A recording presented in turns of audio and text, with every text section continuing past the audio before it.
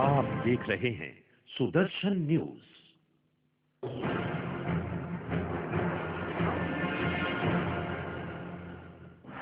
दिल्ली आकर सरकार पर दहाड़ी ममता बनर्जी, जंतर मंतर से बोली कांग्रेस ने बेचा देश, कहा अगर हिम्मत है तो जेल में डाले सरकार।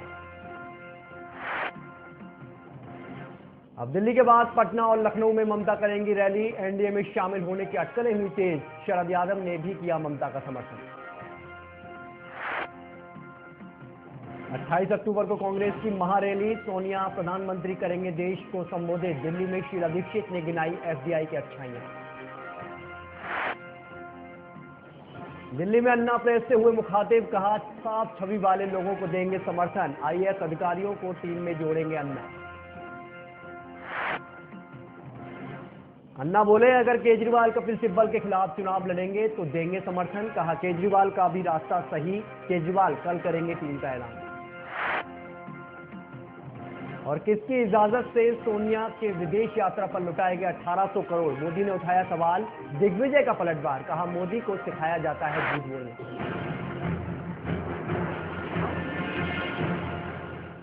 नमस्कार, आप देख रहे हैं सुदर्शन न्यूज और मैं हूं आपके साथ विनय चौधरी। बुलेटिन की शुरुआत करते हैं एक बड़ी खबर के साथ। जी हां, आपको बता दें कि यूपी में आईएएस द्वारा युवती के साथ छेड़खानी का मामला सामने आया है। आपको बता दें कि जिसमें कि आईएएस अधिकारी को निलंबित कर दिया गया है। आपको बता दें कि बड़ी खबर, जीआरपीएस से शिकायत की थी पीड़िता ने, जिस पर लखनऊ जीआरपी ने आरोपी के खिलाफ आईपीसी की धारा 354 के तहत मामला दर्ज भी कर लिया था और हिरासत में भी ले लिया था।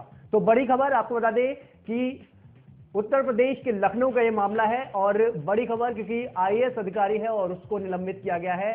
छेड़खानी का मामला सामने आया है और ट्रेन में लड़की के साथ ये छेड़खानी की गई थी, जिसके बाद ये जो हरकत की गई, जो हिरासत में लिया गया, उसके बाद निलंबित भी कर दिया गया है। शशि भूषण नाम है, आईएएस ऑफिसर हैं और रेलवे पुलिस ने उन्हें गिरफ्तार किया, जिसके बाद उन्हें निलंबित कर दिया।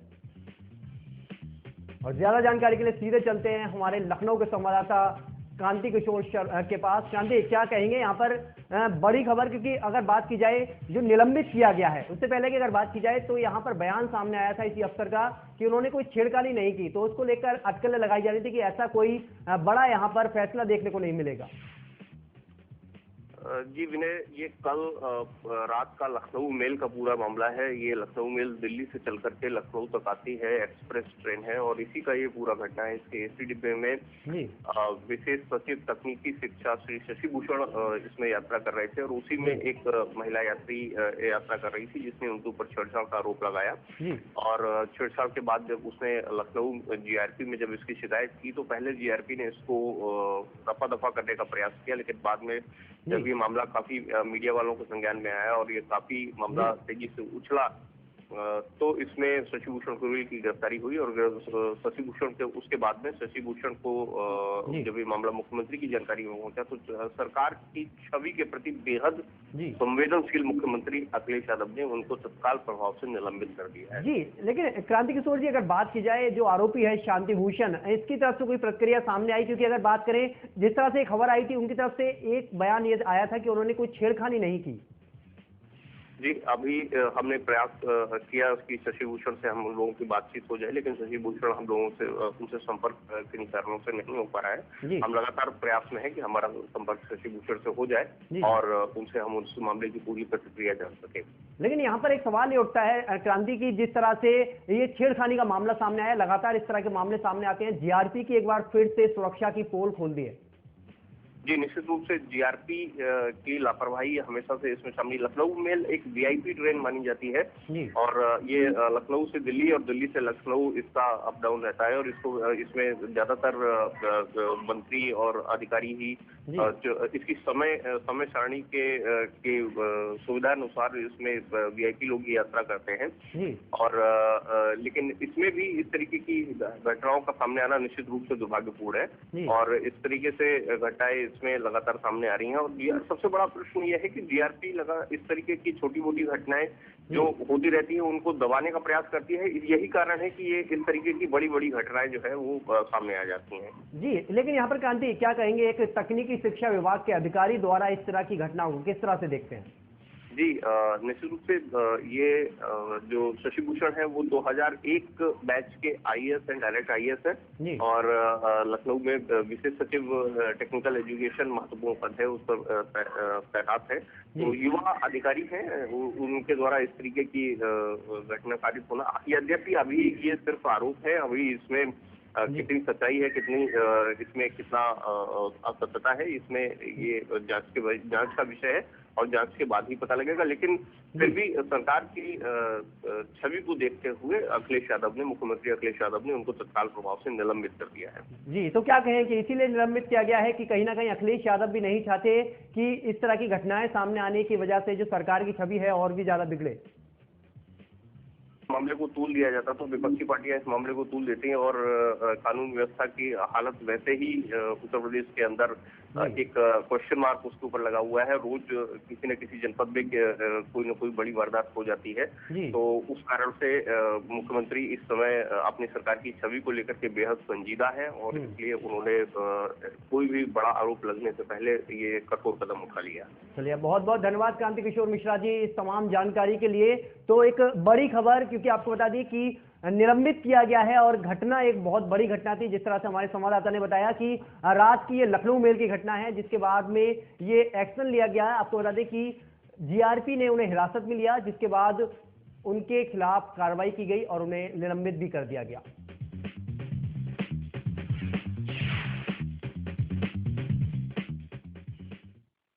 चलिए, खबरों में आगे बढ़ते हैं। पश्चिम बंगाल की मुख्यमंत्री ममता बनर्जी की दहाड़ अब कलकत्ता के साथ दिल्ली में भी गूंज गई है। एफडीआई डीजल और गैस की सब्सिडी के मुद्दे पर दिल्ली पहुंची ममता ने सरकार को ललकारते हुए कहा कि दिल्ली में रैली करना उनका हक है और अगर सरकार में हिम्मत है तो वो उन्हें गिरफ्तार कर जेल में डाल दे।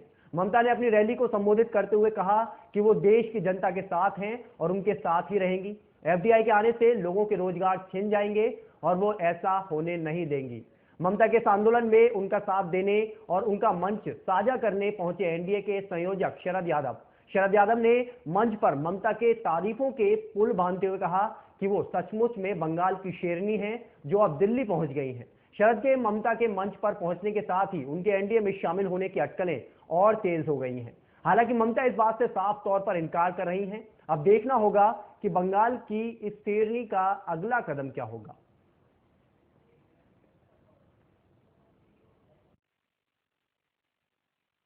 छोटे व्यापार में जो विदेशी पूंजी का विनियोग सरकार ने लागू कर दिया, इससे 5 करोड़ छोटे व्यापारी हैं मुल्क में, उनको नुकसान पहुंचेगा। मैं पूछना चाहता हूं सरकार की क्या जल्दबाजी क्या था जो हमारे अभी राष्ट्रपति बने हैं, जब वित्त मंत्री थे प्रणब मुखर्जी लोकसभा में दिसंबर 7, 2011 में बताया कि तब प्रांत के मुख्यमंत्री जब तक सहमत नहीं होंगे हम एफडीआई नीति चालू नहीं करेंगे। मनमोहन सिंह और मोहनटेक सिंह जी, याद रखना, ये लोकसभा में तुम जरूर लालच से, सीबीआई के कोड़े से आप बहुमत जुटा सकते हो, लेकिन 120 करोड़ लोगों को आप नहीं जुटा पाओगे। और आपको हमारा संकल्प है कि आपको ऐसा हराना है कांग्रेस पार्टी के लोगों, सोच लो, ये सबसे पुरानी पार्टी है और इस पार्टी के जो नेता है उनसे मैं कहना चाहता हूँ, ममता जी भी कांग्रेस में थी और कांग्रेस में लेकर के जब ये पार्लियामेंट सोमनाथ बाबू को हरा कर आई तो मैं इनको देख के हैरान था। एक बार जब पार्लियामेंट में आई तो इनके हाथ पैर सब टूटे हुए थे। यानी ये सही में शेर तो कई नकली होते हैं, असली शेर बंगाल में ममता बनर्जी। उधर शरद यादव के अलावा बीजेपी ने ममता का समर्थन करते हुए कहा कि सरकार संसद, सड़क और सहयोगियों के साथ धोखा कर रही है। विदेशी लाट साहबों के हवाले देश को करने का षड्यंत्र कर रहे हैं, उस षड्यंत्र के खिलाफ ये एक बहुत बड़ा जन आक्रोश की अभिव्यक्ति का नमूना है। जो लूट साहब है, यानी ये जो सरकार है, वो विदेशी लाट साहबों यानी कि जो विदेश के बाजार माफिया हैं, उनके हवाले इस देश की अर्थव्यवस्था को करने का षड्यंत्र कर रही है। संसद से धोखा, सड़क से धोखा और अब अपने साथियों से विश्वासघात। एक के बाद एक ये सरकार विदेशी बाजार माफियाओं के हितों के लिए अपने घोटालों और अपने भ्रष्टाचार पर पर्दा डालने की कोशिश करती हुई दिखाई पड़ रही है। हमको तो कभी संदेह था ही नहीं कि ये जो FDI इन रिटेल का निर्णय हुआ है ये अमेरिका के दबाव में हुआ है।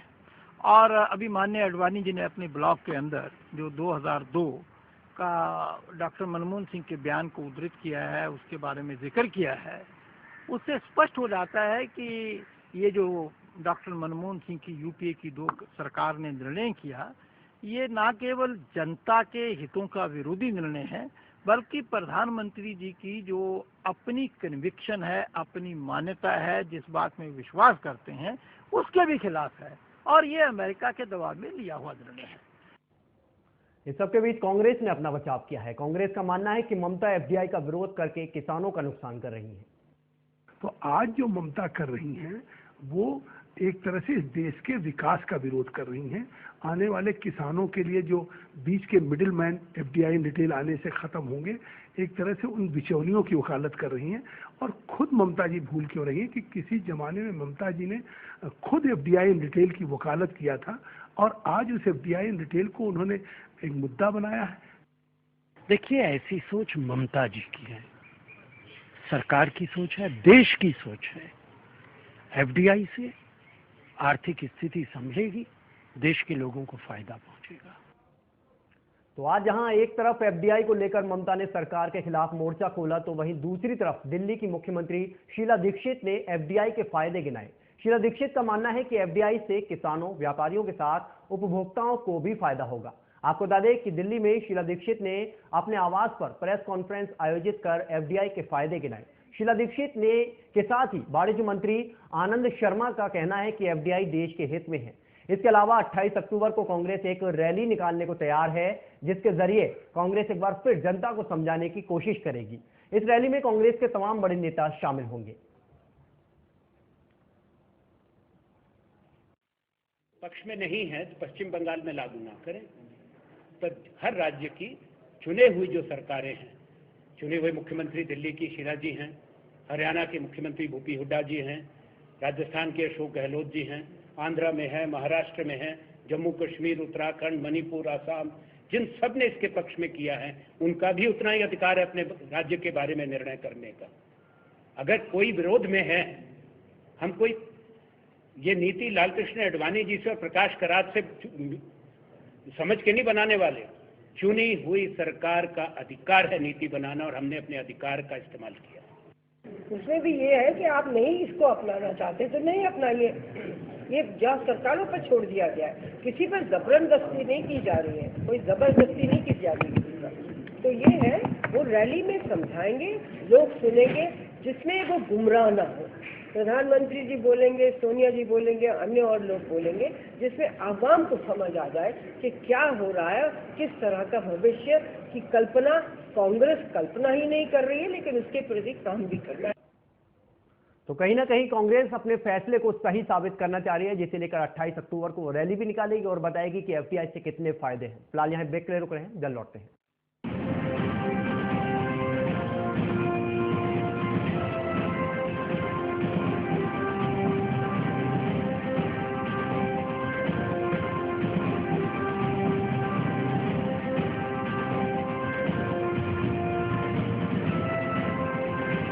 आप देख रहे हैं सुदर्शन न्यूज।